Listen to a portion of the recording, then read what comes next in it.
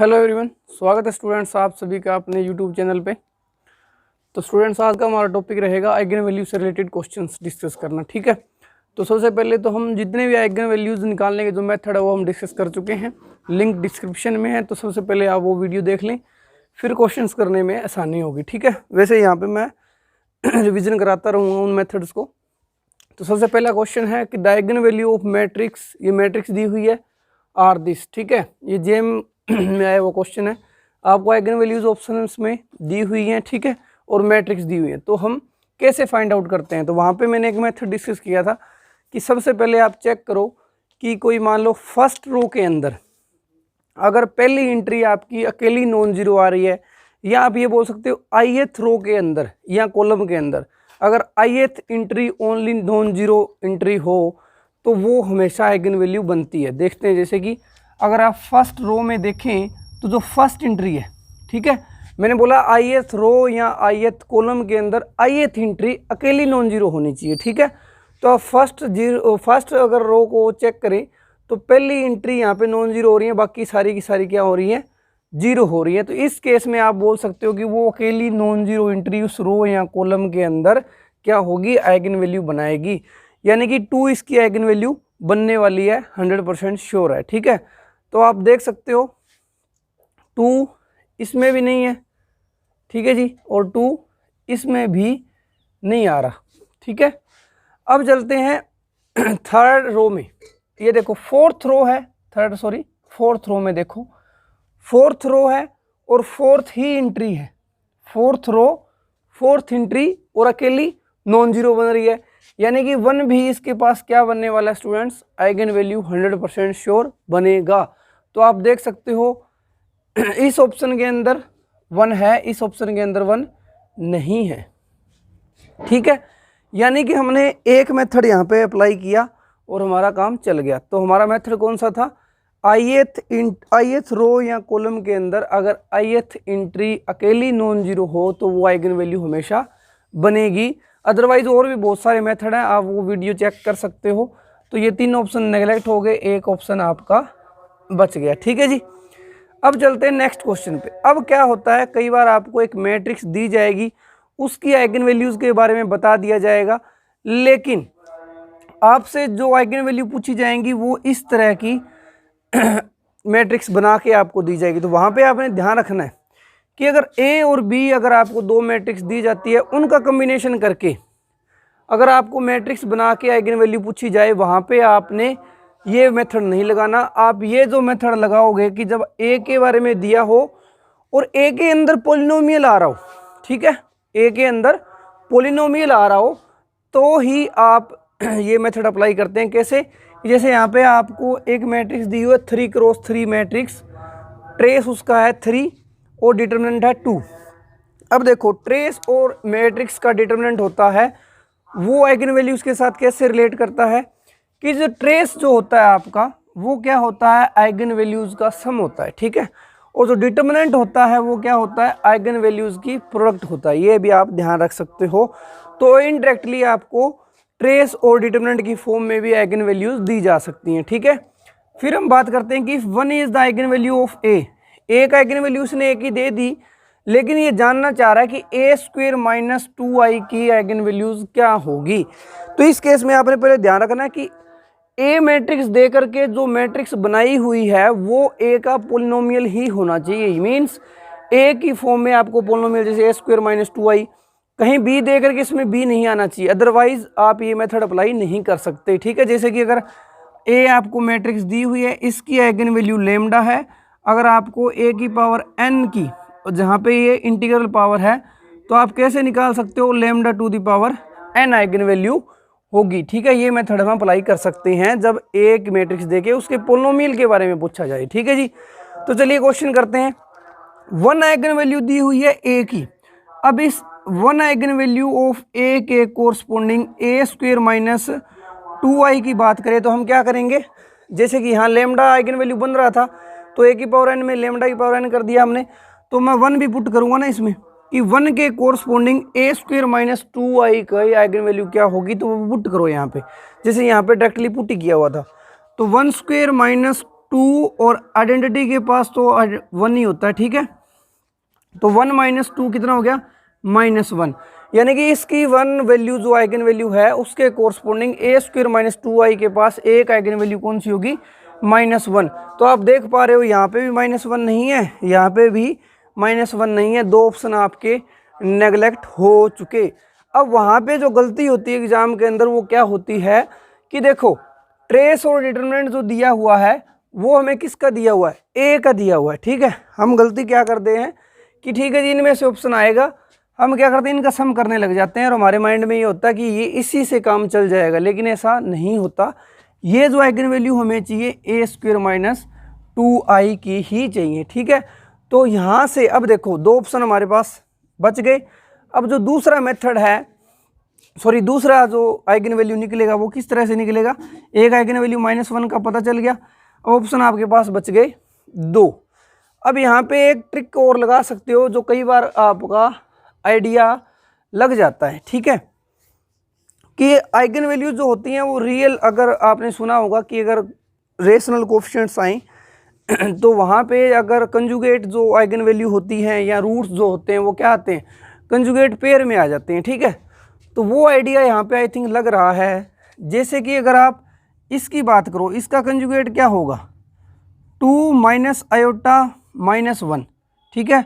Minus बाहर निकालोगे तो माइनस आयोटा +1 होना चाहिए था, लेकिन ये भी प्लस का 2 आयोटा +1 है, ठीक है, यानी कि ऑप्शन नहीं बन पाएगा। अब इसमें देखो अगर इसका मैं कंजुगेट लूँ तो 2 माइनस आयोटा -1 माइनस बाहर निकल के -2, यहाँ पे आप देख सकते हो लगा हुआ है आयोटा +1, यानी कि ये इसका कंजुगेट है। जैसे कि आपने रूट्स में देखा होता है, ये भी एक तरह से स्टूडेंट्स कैरेक्टरिस्टिक इक्वेशन जो होती है आपकी, ये भी हम डिस्कस कर चुके हैं। तो आप पहले वो वीडियो देखें, फिर यहाँ पे अगर आप क्वेश्चंस को देखेंगे तो अच्छे से आपको क्लियर हो पाएंगे, ठीक है।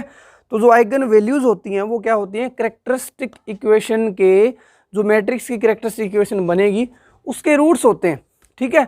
और रूट्स में जब हम बात फॉलो करते हैं कि जो रूट्स होते हैं वो कंजुगेट पेयर में आएंगे, कोफिशिएंट्स आपके रेशनल में होने चाहिए, तो वहाँ पे भी ये रियल मैट्रिक्स है, कहीं भी ऐसा वैसा कुछ नहीं बोला हुआ है कि रियल मैट्रिक्स है। तो आप वो मेथड भी लगा सकते हो कि अगर एक आइगन वैल्यू आ रही है कॉम्प्लेक्स तो दो आइगन वैल्यूज आएंगे, वो कॉम्प्लेक्स कंजुगेट पेयर में आएंगी, ठीक है। तो वो यहाँ पे लग गया मेथड, बाई चांस कई बार हो जाता है अलग से भी। तो ये ऑप्शन नेगलेक्ट हो गया, ये ऑप्शन आपका करेक्ट हो गया, ठीक है। लेकिन एक बात दिमाग में बिठा के रखना हमेशा से कि अगर ए है और ए के पोलिनोमियल बना के, ए की रिलेशन बना के, तभी आप ये मेथड अप्लाई करोगे, अदरवाइज नहीं करना आपने, ठीक है। फिर पूछा जाता है, देखो यहाँ पे पूछ लिया आइगन वैल्यू, यहाँ पे डायरेक्ट ए के बारे में पूछ लिया, ए मैट्रिक्स दी और इसी की आइगन वैल्यू की बात कर रहा है, ठीक है। फिर आपको ए मैट्रिक्स दी, फिर उसके पोलिनोमियल की मैट्रिक्स बनाई, फिर उसकी आइगन वैल्यूज के बारे में बात कर रहा है। करते हैं student third question. Third question में क्या दिया हुआ है, ए आपको मैट्रिक्स गिवन दी हुई है, ठीक है। तो आप चेक कर सकते हो 1 0 0 आयोटा, और ये जो रूट्स दिए हुए हैं, ये जो बीच में एंट्रीज आ रही हैं, तो एक तरह से आप नोट आउट कर पा रहे होंगे कि एक डायगोनल मैट्रिक्स है 3 क्रॉस 3 की, ठीक है। तो यहाँ से हम रिजल्ट अप्लाई कर सकते हैं। आपने ध्यान रखना है कि अगर आपको कोई भी ट्रायंगुलर मैट्रिक्स, ये लोअर ट्रायंगुलर है, चाहे आपको ट्रायंगुलर मैट्रिक्स हो, चाहे अपर हो, चाहे लोअर हो, चाहे डायगोनल हो, तो डायरेक्टली जो डायगोनल एंट्रीज होती हैं वही आपकी क्या बन जाती हैं, आइगन वैल्यूज। तो आपको ए की आइगन वैल्यूज के बारे में तो डायरेक्टली पता चल रहा है कि जो डायगोनल एलिमेंट्स कौन से हैं, ओमेगा, और ये जो रूट्स रखे हुए हैं डायगोनल में ए 2 2 पे रखा हुआ है, ए 3 3 पे रखा हुआ है, ये क्या है, nth root cube root of unity है ओमेगा और ओमेगा स्क्वायर, ठीक है। ओमेगा और ओमेगा स्क्वायर यहाँ रखा हुआ है, इनको आप मान सकते हो, ठीक है। ये आपने सोल्व भी किया होगा, क्यूब रूट ऑफ यूनिटी, ठीक है। ये तो हमें ए के बारे में है, लेकिन ये पूछ क्या रहा है कि then trace of A to the power 102, कि आप ए की पावर 102 के ट्रेस के बारे में बताओ। अब ट्रेस के लिए क्या हो सकता है, या तो हमें पता चल जाए कि ए टू द पावर 102 है, उसकी डायगोनल एंट्रीज क्या है या किस तरह की होगी, उसके डायगोनल एलिमेंट्स के बारे में पता चलेगा, तो उनको ऐड करके हम क्या कर लेते हैं, ट्रेस निकालते हैं। ट्रेस होता क्या है कि जो स्क्वायर मैट्रिक्स के अंदर आपका प्रिंसिपल डायगोनल होता है उसके एलिमेंट्स को हम ऐड करते हैं तो ट्रेस आता है। ट्रेस का आइगन वैल्यूज के साथ क्या रिलेशन होता है, कि अगर आप आइगन वैल्यू को जोड़ देते हो तो भी आपको ट्रेस मिलता है। तो हम दो तरीके से इसको कर सकते हैं, या तो हमें a⁻102 के डायगोनल एलिमेंट्स पता चले या फिर a⁻102 की आइगन वैल्यूज पता चले। अब ए की आइगन वैल्यूज हमें पता है तो आप इसकी eigen value easily find out कर सकते हो, ठीक है। तो ए की अगर आइगन वैल्यू 1 उठाऊं, देखो 1 है ओमेगा स्क्वायर, तो पहले 1 उठाएंगे और चेक करेंगे जब हमने ए की आइगन वैल्यू 1 ली तो 102 की आइगन वैल्यू क्या होगी, तो वो हम कैसे निकालते हैं, 1 टू दी पावर जो आइगन वैल्यू है पुट करो इसमें तो वो क्या आ जाएगा, 1 ही आएगा, 1 टू दी पावर 02। अब बात करते हैं ओमेगा के कोरस्पोंडिंग, अगर आप ए की ओमेगा आइगन वैल्यू उठाओगे तो a⁻102 की आइगन वैल्यू क्या होगी, तो वो हम करते हैं ω⁻102। अब ये क्या आएगा वो आपको निकालना है, ठीक है। अब देखो अगर आप nth रूट ऑफ यूनिटी की आप बात करते हो और इसका कोई भी रूट लेते हो, देखो एक nth रूट ऑफ यूनिटी यही होता है, यहाँ पे हमें क्यूब रूट ऑफ यूनिटी दिया हुआ है x³ = 1 ये दिया हुआ है, तो यहाँ पे रिजल्ट होता है जो आप लगा सकते हो वो क्या है कि nth रूट ऑफ यूनिटी का कोई भी रूट उठाओगे, मैंने उठा लिया मान लो x1 रूट उठाया, ठीक है, कि मान लेते हैं इसके बाद nth रूट यूनिटी बात कर रहे हैं, x1 एक रूट लिया। अब x1 की पावर n करो, यही n जिस nth रूट ऑफ यूनिटी की बात कर रहे हो अगर उसमें से कोई भी रूट उठा के उतनी ही पावर करते हो n, तो उसका आंसर आता है -1 टू दी पावर n-1। ये आप रिजल्ट लगा सकते हो, ठीक है जी। फिर है यहाँ पे क्या है, ओमेगा एक आपका रूट है या ओमेगा स्क्वायर भी आपका रूट है तो हमें पता है, और क्यूब रूट है तो ओमेगा टू दी पावर 1 ओ क्यूब क्या हो जाएगा, -1 टू दी पावर 3 - 2 1 होगा और 1 आएगा। और इसी तरह से अगर आप बात करो ओमेगा स्क्वायर की तो ओमेगा स्क्वायर की पावर क्यूब करूंगा वो भी -1 टू दी पावर 2 आएगा, 1 आएगा, यानी ओमेगा की पावर क्यूब करोगे वो भी 1 आएगा, ओमेगा की पावर 6 करोगे वो भी 1 आएगा, यानी 3 के मल्टीपल सारे के सारे 1 ही आने वाले हैं। तो अब बात करते हैं, पहले इसको 3 वाले में इसको लेके आओ, तो इसको अगर मैं 3 × 34 लिख दूं, 102 को 3 × 34 लिख सकते हो। ओमेगा क्यूब क्या है, 1 है, और 1 की पावर 34 क्या होगा, 1, यानी कि ओमेगा के कोरस्पोंडिंग भी इसकी आइगन वैल्यू 1 ही बनेगी। फिर हम ओमेगा स्क्वायर उठाएंगे, ओमेगा स्क्वायर की पावर 102, ठीक है, चाहे तो आप इकट्ठा करके फिर 3 के फैक्टर बना लेना, या आप इसको लिख सकते हो ओमेगा स्क्वायर इसकी पावर क्यूब और 34 ये लिख सकते हो। अब इसको इकट्ठा करोगे तो ये ओमेगा की पावर 6 बनेगा, ओमेगा की पावर 6 1 आएगा, 1 की पावर 34 फिर 1 आएगा, यानी कि इसके पास 102 के पास जितनी भी आइगन वैल्यू है वो 1 1 ही है सारी, 1 1 1। और इसकी अगर ट्रेस निकालना है तो वो क्या होता है, आइगन वैल्यूज़ का सम। इसके आइगन वैल्यूज़ क्या है, 1 1 1, तो इसका ट्रेस क्या आ जाएगा स्टूडेंट, 3 आ जाएगा, ठीक है। अगर और भी इसका मेथड हमें मिला तो वो भी मैं आपके साथ डिस्कस करूँगा। एक बार आप आइगन वैल्यूज़ वाला कर रहे हैं तो आइगन वैल्यूज से हम इसकी ईजिली ट्रेस निकाल सकते हैं, या यहीं पे आपके पास डिटरमिनेंट पूछ सकता था, अब तो आप कुछ भी निकाल सकते हो, डिटरमिनेंट इनकी मल्टीप्लाई कर दो, डिटरमिनेंट क्या आता, 1 आ जाता, डिटरमिनेंट 1 आता, ट्रेस 3 आ रहा है इसका, ठीक है। तो इस तरह से आपसे क्वेश्चन पूछे जा सकते हैं। ये गेट 2009 का था क्वेश्चन। नेक्स्ट क्वेश्चन पूछा हुआ है गेट 2012 में आपको मैट्रिक्स M दी हुई है इसके अंदर, और ये डायगोनल मैट्रिक्स है 5x5 की, सॉरी अपर ट्रायंगुलर मैट्रिक्स दी हुई है, ठीक है। और अल्फा जो इसके अंदर एंट्री आ रही है, अल्फा के बारे में बताया हुआ कि अल्फा की वैल्यू क्या है, e⁻² है, ठीक है। फिर इसने पूछा क्या है कि ट्रेस बताओ इस मैट्रिक्स का। अब देखो मैंने बताया था कि अगर आपको मैट्रिक्स दे दी जाए और उसके पोलिनोमियल के बारे में, पोलिनोमियल मैट्रिक्स के बारे में पूछा जाए तो आप निकाल सकते हो वो मेथड जो मैंने बताया था, ठीक है।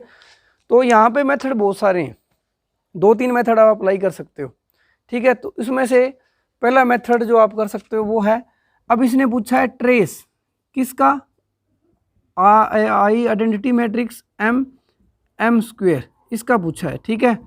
तो यहाँ पे आपको ट्रेस के बारे में पता होना चाहिए। ट्रेस की मेनली 3 प्रॉपर्टी डिस्कस करते हैं, ये कर भी चुका हूँ मैं ट्रेस के बारे में। ट्रेस जो होता है A + B ये लीनियर है, ठीक है, अलग अलग आप करके इसको निकाल सकते हो, trace of A + trace of B, ठीक है जी। अब दूसरी प्रॉपर्टी इसकी है कि अगर A मैट्रिक्स का साथ कोई स्केलर अगर मल्टीप्लाई हो रहा है तो उसको आप डायरेक्टली बाहर निकाल सकते हो, तो K ट्रेस ऑफ A, ठीक है। थर्ड प्रॉपर्टी है ट्रेस ऑफ ए बी जो है वो ट्रेस ऑफ बी ए के बराबर होता है, ठीक है। ये बेसिकली 3 प्रॉपर्टीज होती हैं ट्रेस के अंदर जो आपको ध्यान रखनी चाहिए। तो उनमें से हम देख सकते हो कौन सी यूज़ कर सकते हैं। फर्स्ट वाली प्रॉपर्टी यूज़ कर सकते हैं कि जो ट्रेस है वो लीनियर सम लीनियर में ओपन कर सकते हो। तो आप इसको लिख सकते हो ना, trace of I plus trace of M plus trace of M square, ठीक है। तो अब मैं बताता हूँ आपको, जबकि बच्चे पूछते हैं कि शॉर्ट ट्रिक क्या होगा, ठीक है। तो मैं कहता हूँ कि शॉर्ट ट्रिक कोई नहीं होता, मेथड होता है सोल्व करने का। बस उसमें आपको क्या है, अगर किसी के बेसिक्स अच्छे हैं, ठीक है, तो वो उन्हीं से मेथड्स बना के अपना एक छोटा सा मेथड बना सकता है कि किस मेथड से हम जल्दी उसके आंसर तक पहुंच सकते हैं, तो उसी को शॉर्ट ट्रिक बोलते हैं। तो अपने बेसिक्स को स्ट्रॉन्ग करें पहले तो, ठीक है। अब देखो यहाँ तक तो सभी के सभी पहुंच जाएंगे, क्या पता ट्रेस वाला काम आ जाए। ट्रेस ये ओपन कर लिया आपने, आइडेंटिटी का ट्रेस भी मिल जाएगा, एम का भी मिल जाएगा, ठीक है। देखो ट्रेस ऑफ आइडेंटिटी की बात करूं, 5x5 की आइडेंटिटी मैट्रिक्स है, तो ट्रेस क्या होता है, डायगोनल एलिमेंट्स का सम। डायगोनल एलिमेंट्स कितने मिलेंगे आपको, 5 मिलेंगे 5x5 की, और सारे के सारे 1 1 मिलेंगे। तो 5 तो आपका क्या आ जाएगा, आइडेंटिटी मैट्रिक्स का ट्रेस आ जाएगा। प्रॉब्लम जो आने वाली वो आगे आएगी। अब ट्रेस ऑफ एम जब निकालोगे, एम क्या है आपको अपर ट्रायंगुलर मैट्रिक्स दी हुई है, इसकी आइगन वैल्यू क्या होगी, अगर अपर ट्रायंगुलर है, लोअर ट्रायंगुलर है या डायगोनल है, तो डायगोनल एलिमेंट्स ही क्या बन जाते हैं, आइगन वैल्यू। और ट्रेस क्या होता है, आइगन वैल्यूज का सम। तो इसके आइगन वैल्यूज क्या है, 1 plus alpha square alpha cube plus alpha to the power 4। अब देखो, अब जो प्रॉब्लम क्रिएट करेगा वो ये करने वाला है मेनली, ठीक है। अब यहाँ पे अल्फा के बारे में क्या दिया हो कि अल्फा जो है e to the power 2 pi iota by 5।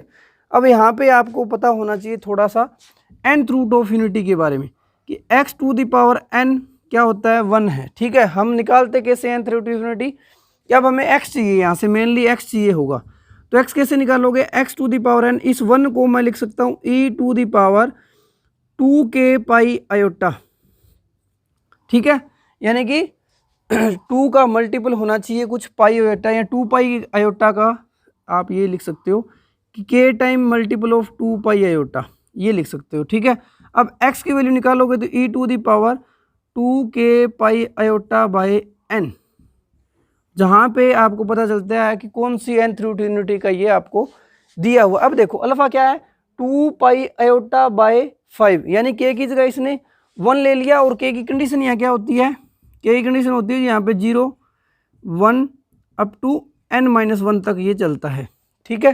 तो यहाँ पे आपको दिख ही रहा होगा 1 लिया हुआ है k की जगह, तो यानी कि ये क्या है, ये 5th रूट ऑफ यूनिटी बन रहा है यहाँ पे, 5th रूट ऑफ यूनिटी। तो बेसिक आपके क्लियर होने चाहिए, तभी आप क्वेश्चंस को कर सकते हो, वरना और भी मेथड है हमारे पास, और भी लगा सकते हैं। यहाँ पे 5th रूट यूनिटी आ गया। अब देखो अगर 5th रूट ऑफ यूनिटी आता है या nth रूट ऑफ यूनिटी आता है, तो आपने ध्यान रखना कि अगर अल्फा या x to the power n1 की बात करूं, तो जितने भी रूट हैं इसके, अब देखो जैसे कि क्यूब रूट ऑफ यूनिटी किया था हमने, तो वहाँ पे रूट बनते हैं ओमेगा ओमेगा स्क्वेयर, या आप बोल सकते हो कि nth रूट ऑफ यूनिटी की बात करोगे तो 1 alpha alpha square up to alpha to the power n-1, इस तरह के रूट आपके बनते हैं। 1 भी आएगा उसमें 100% श्योर है, और n-1 तक पावर जाती है, वो आप देख सकते हो, ठीक है। अब इसमें प्रॉपर्टी है कि आप nth रूट ऑफ यूनिटी के सभी रूट्स को ऐड कर दो, 1 alpha alpha square up to alpha to the power n-1, वो 0 आएगा। ये रिजल्ट है, एक रिजल्ट मैंने पहले बता दिया था, ठीक है। अब चलो बात करते हैं इसमें, ये क्या है, 5th रूट ऑफ यूनिटी है, यानी कि इसके रूट्स आने वाले हैं 1 alpha alpha square alpha cube alpha to the power 4। अब इन सबको सम कर दो, ये क्या आएगा, 0 आएगा, यानी कि ये क्या दिया हुआ है, ये पूरा ये दिया हुआ है, 0 आएगा। ये अल्फा के बारे में बताया हुआ था, इसलिए आप इसको 0 कर सकते हो, ठीक है जी। फिर चलते हैं next, plus trace of m square. अब देखो ट्रेस निकालना है आपको m स्क्वेयर का, या तो m स्क्वेयर मैट्रिक्स आपके पास होनी चाहिए, या फिर उसकी आइगन वैल्यूज़ के बारे में आइडिया होना चाहिए। तो यहाँ पे हम एम स्क्वेयर तो निकालेंगे तो टाइम लग जाएगा, वैसे आप निकाल भी सकते हो एम स्क्वेयर, इतनी बड़ी बात नहीं है, क्योंकि ये पर ट्रायंगुलर आ रही है तो पर ट्रायंगुलर ही मैट्रिक्स होगी, तो डायगोनल एलिमेंट्स का स्क्वायर होता रहेगा, ठीक है। अदरवाइज हमें पता तो है ही कि एम जो मैट्रिक्स है उसके पास 1 alpha, alpha square, alpha cube, alpha to the power 4 ये आइगन वैल्यू है, तो एम स्क्वायर के पास आइगन वैल्यू कौन सी होगी 1 अल्फा स्क्वायर, इसका स्क्वायर कर दो सभी का, alpha to the power 4, alpha to the power 6, alpha to the power 8, ठीक है। अब हमें पता है जो अल्फा है वो 5th रूट ऑफ यूनिटी है, तो अल्फा की पावर 5 करोगे 1 आएगा कि नहीं आएगा, ठीक है। तो 1 को 1 रहने दो, अल्फा स्क्वायर को अल्फा स्क्वायर रहने दो, अल्फा 4 को भी चेंज मत करो। अल्फा टू द पावर 6 को आप क्या लिख सकते हो, अल्फा लिख सकते हो, क्योंकि अगर मैं दोनों साइड यहाँ से दोनों साइड अल्फा से मल्टीप्लाई करूँ तो alpha to the power 6 is equal to alpha आएगा, तो अल्फा टू द पावर 6 को अल्फा लिख दिया। इसी तरह से दोनों साइड क्यूब से अल्फा क्यूब से मल्टीप्लाई करूँ तो ये क्यूब भी आ जाएगा, ठीक है। ये आइगन वैल्यूज किसकी आएंगी, सेम की सेम किसकी आ जाएंगी, एम स्क्वेयर की। अब मेरे को चाहिए ट्रेस, तो मैं क्या करूँगा, सभी आइगन वैल्यूज को ऐड करूँगा, आइगन वैल्यूज ये हैं इनको ऐड करो, ये फिर से क्या हो जाएगा 0 हो जाएगा, क्योंकि यही तो आने वाला है, तो 0 आ जाएगा, ठीक है जी। तो इसका ट्रेस कितना आया 5 ही बचा, आपका आंसर ये आ जाएगा, ठीक है। अब चलते हैं नेक्स्ट पे।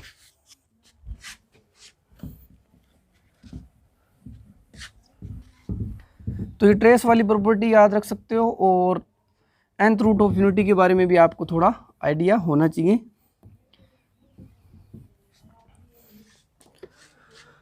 The possible set of eigen values 4 cross 4 skew symmetric orthogonal real matrix, ठीक है। तो जितने भी मैट्रिसेस हैं उनके बारे में मैं करवा चुका हूँ, और साथ साथ में थोड़ा हम करते रहेंगे। तो स्क्यू सिमेट्रिक रियल की बात करता है, तो स्क्यू सिमेट्रिक मैट्रिक्स कौन सी होती है कि ट्रांसपोज करें उसका ट्रांसपोज क्या आ जाए माइनस ऑफ दिस मैट्रिक्स, ठीक है। ऑर्थोगोनल मैट्रिक्स कौन सी होती है कि अगर मैं ट्रांसपोज करके उसकी चाहे पोस्ट मल्टीप्लाई करूं चाहे परी मल्टीप्लाई करूं, ट्रांसपोज के साथ एक ही चाहे पोस्ट मल्टीप्लाई करो चाहे परी मल्टीप्लाई करो, वो क्या आएगा आइडेंटिटी। ये चीज़ आपने ध्यान रखनी है ऑर्थोगोनल के अंदर, ठीक है जी। कई बार क्या होता है आपको लगता है कि अकेला रखने से काम चल जाएगा, लेकिन ऐसा नहीं होता, उसको हम नॉर्मल मैट्रिक्स बोलते हैं, ये भी आपने ध्यान रखना है, ठीक है। अगर आप अकेली ये बात लोगे ए टू द पावर ये अकेला है सॉरी नॉर्मल में क्या होगा, ये दोनों इक्वल होते हैं, आइडेंटिटी के बराबर होना जरूरी नहीं होता। नॉर्मल में क्या होता है, ये दोनों ही होते हैं, आइडेंटिटी आना जरूरी नहीं होता। लेकिन अगर ऑर्थोगोनल की बात करोगे तो ये दोनों के दोनों इक्वल भी होने चाहिए और आइडेंटिटी की होनी चाहिए, ठीक है। तो ये होती है, ये होगा आपका ऑर्थोगोनल और ये होगा आपका स्क्यू सिमेट्रिक, ठीक है जी। अब इसने पूछा है कि अगर आप 4 क्रॉस 4 की मैट्रिक्स लोगे जो स्क्यू सिमेट्रिक भी हो और ऑर्थोगोनल भी हो, तो उसके आइगन वैल्यूज क्या होंगी, ठीक है। तो इस तरह से अगर हमें आइगन वैल्यूज का पता लगाना हो तो हम क्या करेंगे, यहाँ से हम क्या कर सकते हैं, अगर ऑर्थोगोनल दी हुई है A to the power A transpose into A identity आ रहा है, अगर मैं दोनों साइड डिटरमिनेंट ले लूँ, दोनों साइड अगर हम डिटरमिनेंट लें तो डिटरमिनेंट की प्रोडक्ट में प्रॉपर्टी होती है कि अलग अलग कर सकते हो आप, और आइडेंटिटी का डिटरमिनेंट क्या होता है 1 होता है। अब देखो ट्रांसपोज हो चाहे डिटरमिनेंट हो, दोनों का चाहे ट्रांसपोज का डिटरमिनेंट लो चाहे सिंपल मैट्रिक्स का लो, डिटरमिनेंट दोनों सेम होता है। ये क्यों होता है, तो आप यहाँ एक रिजल्ट और याद रख सकते हो, चाहे मैट्रिक्स ए हो चाहे ट्रांसपोज हो, दोनों की आइगन वैल्यू क्या होती है, हमेशा सेम रहती है, ए और ए के ट्रांसपोज की। तो ये भी क्या होगा आइगन वैल्यूज़ का प्रोडक्ट, ये भी आइगन वैल्यूज़ का प्रोडक्ट। अब दोनों की आइगन वैल्यू सेम है तो इनका डिटरमिनेंट भी क्या हो जाएगा सेम। तो ये आप लिख सकते हो ए डिटरमिनेंट का स्क्वायर इज इक्वल टू 1, यानी कि ए डिटरमिनेंट क्या आ जाएगा +-1, ठीक है, ये आएगा। अब बात करते हैं स्क्यू सिमेट्रिक। तो आपने ध्यान रखना है ऑर्थोगोनल जो मैट्रिक्स होगी उसका डिटरमिनेंट का आइडिया हमें लग गया कि डिटरमिनेंट से पॉसिबिलिटी हमें क्या पता चल गई, रियल इमेजिनरी के बारे में कुछ नहीं पता चला, लेकिन इतना पक्का है कि उसका डिटरमिनेंट क्या होगा +-1 होता है। या और भी कर सकते हैं हम कि रो सम, क्योंकि यहाँ पे क्या मैट्रिक्स नहीं दी हुई, ठीक है। तो अगर मैट्रिक्स देता तो हम और तरीके से भी कर सकते थे, लेकिन हमें डायरेक्टली आइगन वैल्यूज़ के बारे में पता है या कुछ दिया हुआ हो तब हम फिर इसी तरह से कर पाएंगे, ठीक है। क्योंकि एक मेथड और भी है कि जो रोज होती हैं वो आपकी ऑर्थोगोनल होनी चाहिए, ठीक है। एक दूसरे के साथ मल्टीप्लाई करो तो क्या आना चाहिए, उनका प्रोडक्ट 0 आना चाहिए। वो तब है जब आपको मैट्रिक्स दी हो, ठीक है। अब स्क्यू सिमेट्रिक है, स्क्यू सिमेट्रिक मैट्रिक्स के अंदर कौन सी पॉसिबिलिटी होती है आइगन वैल्यूज के अंदर, या तो वो 0 हो जाती हैं या फिर इमेजिनरी, प्योरली इमेजिनरी।